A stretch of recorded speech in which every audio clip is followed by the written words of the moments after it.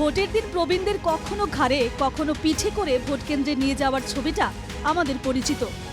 তবে এবার এই সমস্যা বেশ কিছুটা লাঘব করেছে নির্বাচন কমিশন। 85 বছর বা তার বেশি বয়সী অথবা যারা বিশেষভাবে সক্ষম ভোটার, তাদের আবেদন মেনে এবার বাড়িতেই ভোটদানের ব্যবস্থা করা হয়েছে।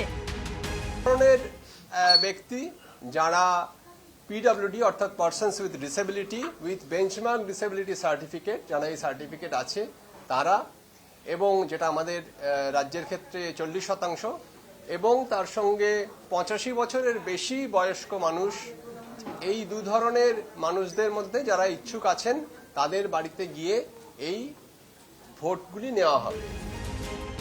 বাড়িতে বসে ভোট দিতে হলে কিভাবে আবেদন করবেন এবং কিভাবে হবে ভোটদান তা এক ঝলকে দেখে নেওয়া যাক।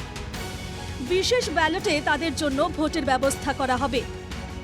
আবেদনকারীদের বাড়িতে যাবেন একজন পোলিং অফিসার সহ 2 জন ভোটকর্মী।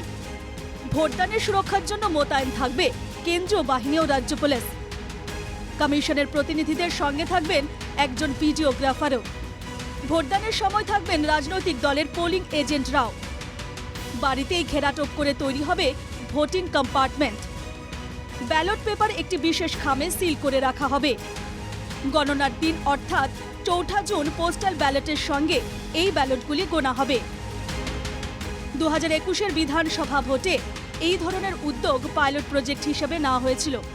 এবারে লোকসভা নির্বাচনে গোটা দেশে এই কর্মসূচি সাফল্যের সঙ্গে পালন করতে চায় নির্বাচন কমিশন। সক্ষম ভোটারদের ভোটদানে সক্ষম করতে দুয়ারে কমিশন। নির্বাচন কমিশনের উদ্যোগ যথেষ্ট প্রশংসনীয়। তবে সাধারণ ভোটারদের জন্য ভোট কেন্দ্রে বা ভোটের বুথে 100% ভোটাধিকার রক্ষার যে চ্যালেঞ্জ, কমিশন কতটা রক্ষা করতে পারবে সেটাই এখন দেখার।